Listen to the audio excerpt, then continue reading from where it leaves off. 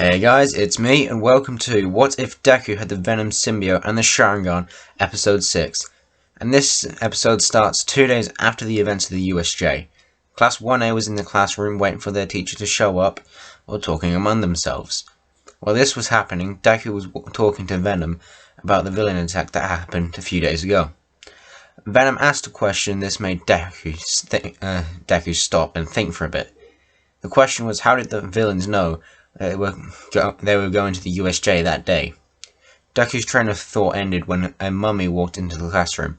Said mummy was Aizawa, who was wrapped in bandages. He then went on about the yearly UA Sports Festival, where pro heroes got to watch the students to see how they were, so they can invite them to the hero company to be one of their sidekicks.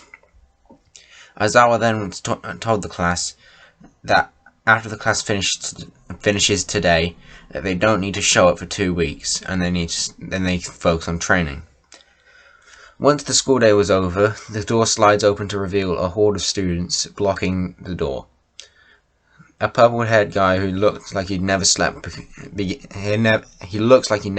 begins to go on about how the entrance exams were unfair for people who didn't have combat-based quirks.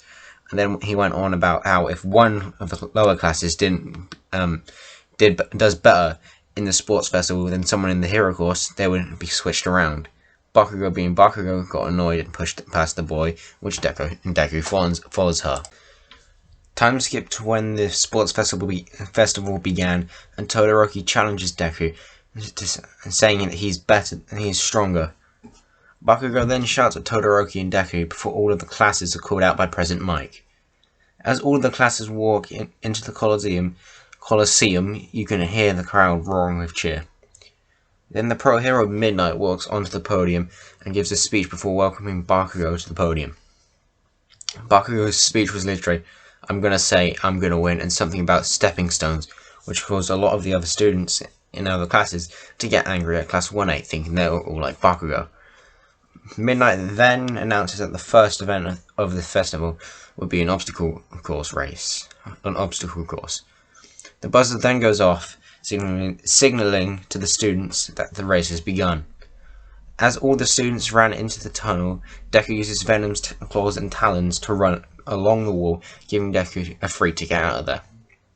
When he gets to a certain distance, he can hear loud and heavy footsteps, meaning that something big was coming.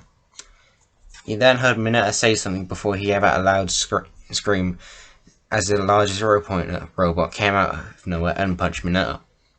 President Mike then announced that the first obstacle was called a robot inferno. Todoroki then throws the robot off balance, and Deku used this opportunity to get even further in the lead. When Deku gets far enough away, he sees a large pit with platforms in the pit with ropes attached to them. Deku then shifts to Venom before jumping into the pit and using the symbiote on his arms as a slingshot, launching himself in the air and keeping one of his arms attached to the platform to launch himself across the whole pit to the third obstacle, the minefield. Deku pauses to look at the minefield, giving Todoroki time to catch up. When Deku snaps back to reality, he could see Bakugo and Todoroki fighting.